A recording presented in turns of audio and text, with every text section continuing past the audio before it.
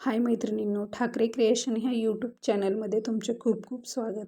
आज आपण ब्लाऊज पीसला अस्तर कसं जॉईंट करायचं हे पाहणार आहोत. तर हे मी मेन फॅब्रिक व अस्तरचा कपडा कट करून घेतलेला आहे आणि आता आपण हे जॉईंट करून घेणार आहोत. तर व्हिडिओ स्किप न करता पूर्ण पहा. तर हे अस्तर आहे आपलं. तर नेहमी जे अस्तर असं खोलून घ्यायचं आणि त्याच्या मध्यभागी आपण जे अस्तरचा कपडा कट केलेला आहे ते ठेवून घ्यायचं. त्याच्यामुळे आपली उलटी सुलटी अशी कटोरी होत नाही. दोन्ही बाजूच्या 2 कटोरी तयार होतात.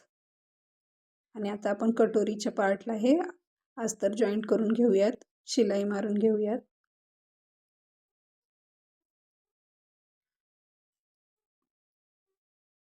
असेच नवनवीन व्हिडिओ पाहण्यासाठी आपल्या चॅनलला लाईक करा, शेअर करा अँड सबस्क्राईब करा.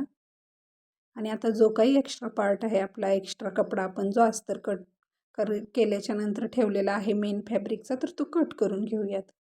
नेहमी अस्तर कट करताना एकदम परफेक्ट मापाचा कट करायचा आणि जो आपला मेन फॅब्रिक किंवा ब्लाऊज पीस असतो तो थोडासा एक्स्ट्रा अर्धा इंच कट करून घ्यायचा. तर दुसरा कटोरीचा पार्टसुद्धा मी तसाच शिलाई मारून घेतलेला आहे आणि आता आपण साईड पार्ट जॉईंट करून घेणार आहोत. तर साईड पट्टीला सुद्धा तशीच मध्यभागी आपण अस्तरचा कपडा ठेवून घ्यायचा. त्याच्यामुळे तेही दोन्ही बाजूचे तयार होतात, एकाच साईडचे असे होत नाहीत. आणि त्याला सुद्धा आपण साईडने आता अशी शिलाई मारून घेऊयात.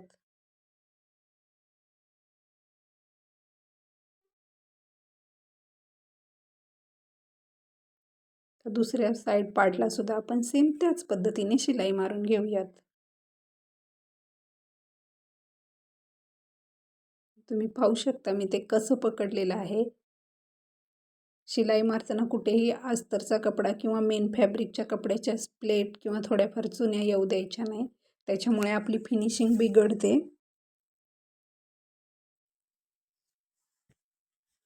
तर आता ह्याच्यासुद्धा साईडला जे काही साईड पार्टच्या साईडला एक्स्ट्रा आपला मेन फॅब्रिकचा कपडा आहे तो आपण कट करून घेऊयात. तर अशा पद्धतीने आपले कटोरी व दोन्ही साईड पार्ट जॉईंट करून झाले आहेत. तर आता आपण योकपट्टी जॉईंट करून घेणार आहोत. तर एक पट्टी ही खोलून अशी ठेवली आहे मी आणि त्याच्यावरती ही पट्टी ठेवली आहे योकपट्टी अस्तरची.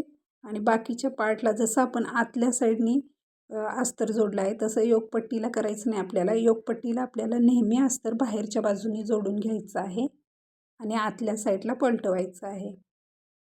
आणि आता याला एक आपण अशी नखाने थोडंसं प्रेस करून घेऊयात आणि दाबटीप देऊन घेऊयात. आणि दाबटीप दिल्याच्या नंतर तुम्ही फिनिशिंग पाहू शकता. तर ही झाली आहे आपली योकपट्टी तयार. याच पद्धतीने आपण दुसरी योकपट्टीसुद्धा तयार करून घेणार आहोत.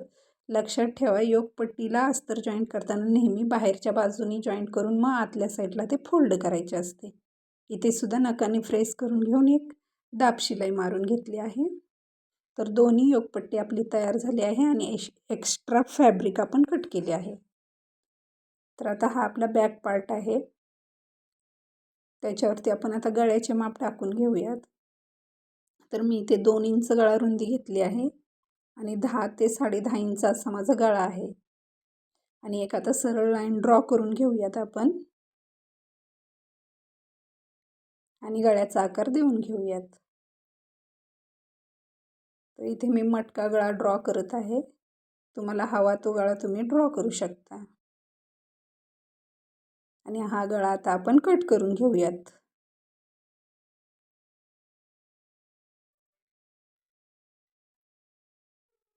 आणि मेन फॅब्रिकला हे अस्तर जोडून घेऊयात आपण.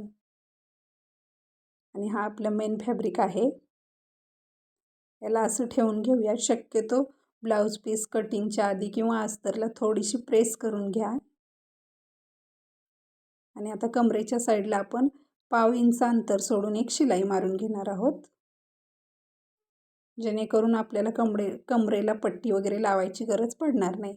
आणि आता आपण गळ्याचा जो आकार दिलेला आहे, जो शेप दिलेला आहे, त्या बाजूला आपण अशा पिन लावून घेणार आहोत.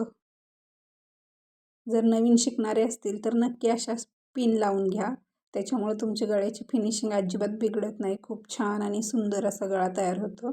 आणि पिन लावून घेतल्याच्या नंतर आपण इथे पण साईडने 1/2 इंच अंतर सोडून अशी शिलाई मारून घेऊयात. आणि ही शिलाई मारून झाल्याच्या नंतरच आपण जो मधला मेन फॅब्रिकचा कपडा आहे गळ्याच्या आकाराच्या तो कट करून घेऊयात.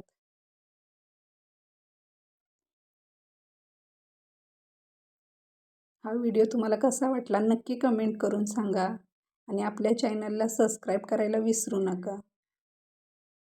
तर आता हे साईड पार्टचं माझं कट करून झालेलं आहे. एक्स्ट्रा जो गळ्याचा मधला भाग होता तो.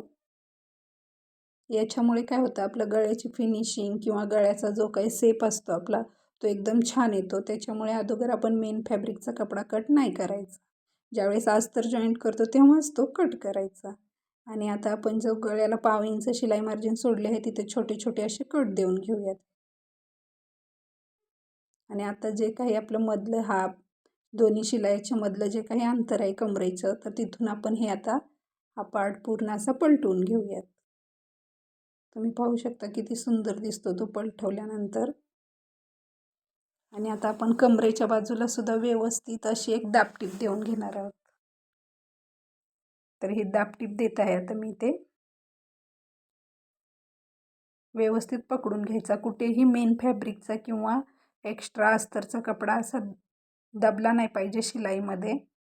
त्याच्यामुळे काय होतं मग तिथे चून पडते आणि तो दिसायला पण व्यवस्थित दिसत नाही. आणि आता आपण गळ्याच्या भागाला सुद्धा एक दापटीप देऊन घेणार आहोत. तर पहिले गळा हा असा व्यवस्थित हाताने प्रेस करून घेते मी आणि मगच आपण दापटीप देऊन घेऊयात. तर आता ही दापटीप देत आहे मी. व्यवस्थित गळ्याचा कॉर्नर पकडून एकदम साईडने अशी ही दापटीप द्यायची आहे. तर इथे जरासा माझा कपडा थोडासा अस्तरचा फोल्ड झाला होता तर तो मी सरळ करून अशी ही दापटीप देत आहे. कोणताच कपडा किंवा फॅब्रिक आपला एक्स्ट्रा गेला नाही पाहिजे. ते थोडं जरी गेलं तरी आपला जो काही आपण गळा ड्रॉ केलेला असतो कटिंग केलेला असतो तर तो त्याच्यापेक्षा काहीतरी थोडासा वेगळा दिसायला लागतो. तर हा आपला गळ्याला आता गळ्याचा आकार देऊन झालेला आहे. आणि आता आपण साईडचे पार्टसुद्धा जोडून घेऊया. तर साईडला आपण गळ्याच्या मुंड्याच्या आणि शोल्डरच्या साईडला एकदा अशी शिलाई मारून घेऊया आणि अस्तर जॉईंट करून घेऊयात. सेम त्याच पद्धतीने आपण या साईडला सुद्धा तसेच अस्तर जॉईंट करून घेऊयात. आणि जो काही एक्स्ट्रा कपडा आहे आपला तर तो कट करून घ्यायचा आहे. तर तो एक्स्ट्रा कपडा आता मी कट करत आहे. खूप सोपी पद्धत आहे ही अस्तर जोडायची. तुम्ही सुद्धा नक्की ट्राय करा.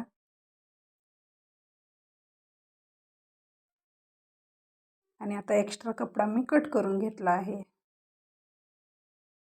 तर ही आपली बॅक तयार झाली आहे. आणि आता आपण स्लीव्ज जॉईंट करून घेऊयात. तर इथे थोडी डिझायनर स्लीव्ज असल्यामुळे आपल्याला जो काही आपला अस्तरचा कपडा आहे तो त्यालाच आपण एक फोल्ड पट्टी अशी शिलाई मारून घेणार आहोत. अशी फोल्ड करून इथे मी दाखवत आहे ह्याप्रमाणे. नाहीतर एरवी आपण जसं कमरेच्या साईडला अस्तर जोडलं तसे स्लीवचे बाहेरून जोडून घेतो वरून आणि आतल्या बाजूला फोल्ड करत असतो जसं योगपट्टीला केलं आपण. पण इथे डिझायनर असल्यामुळे आपण फक्त अस्तरच्या कपड्याला जी काही अस्तरची स्लीव्ज आहे आपली त्याला आपण थोडीशी अशी दुमडपट्टी मारून घेऊयात. तर दोन्ही स्लीव्जला मी त्याच पद्धतीने शिलाई मारून घेतली आहे. आणि ही जे काही शिलाई मारलेला भाग आहे तो आपला ब्लाऊज पीसच्या आणि अस्तरच्या मध्ये आला पाहिजे. तर आता आपण याच्यावरती ह्या ठेवून घेऊयात दोन्ही स्लीव्ज.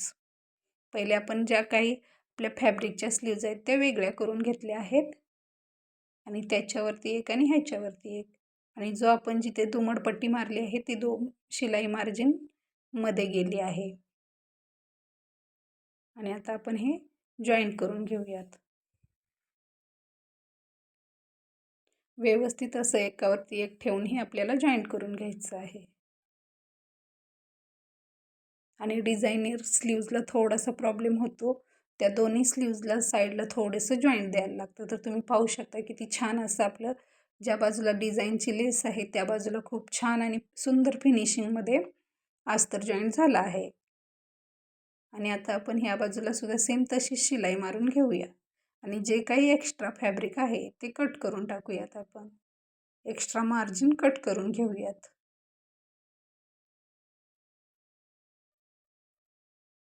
तर आणि मधला जो नॉच आहे तो नॉच देऊन घेऊयात सेंटरचा. आणि आता दोन्ही बाजूला आपल्याला असं थोडं थोडं जॉईंट द्यायला लागतं.